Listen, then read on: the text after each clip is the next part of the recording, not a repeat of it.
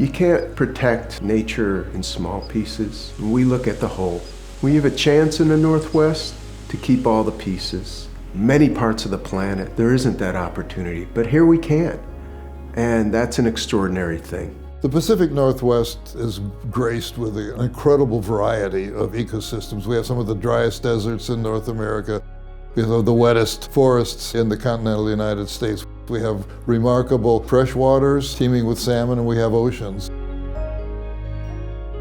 We are a fast-growing area economically and population-wise. We're placing heavier demands on these resources. The reason I've been attracted to Conservation Northwest is that it has been imaginative.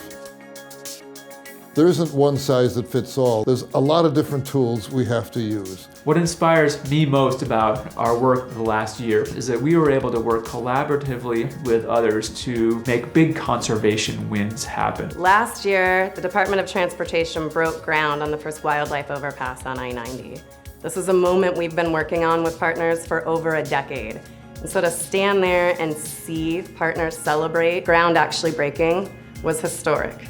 Conservation Northwest was a catalyst for a lot of the conversations and comings together that brought people who weren't talking to each other into talking to one another. We were also able to see the reintroduction of fishers into the Cascades, which is an area they'd been eliminated from more than half a century ago. And we worked with state agencies and other stakeholders to make that momentous reintroduction possible. The work of Conservation Northwest is even more important when we consider climate change, because the number one thing that wildlife need to adapt to a changing climate is the ability to move on the landscape. They need options for how they're going to respond to these changing conditions. Many people live here in the Northwest because we're inspired by the fact that we can have exciting cities and communities for people, but that we're surrounded by wild places and wildlife living in our state. And the only way that we are going to maintain wildlife in our state is to be out on the ground trying to protect and connect not only the wildlife, but their habitat. Wildlife management is fundamentally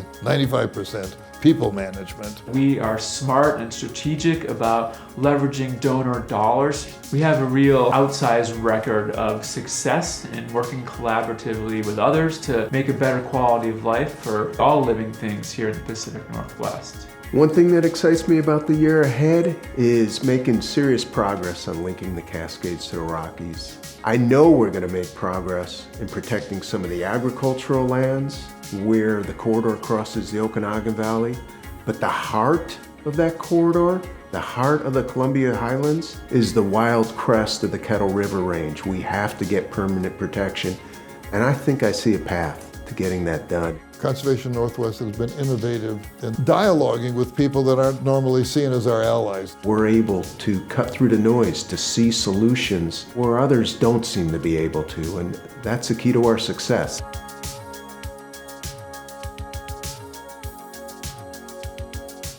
Keeping the wildness of the Northwest integral to our future, that's something we can do, and we are doing.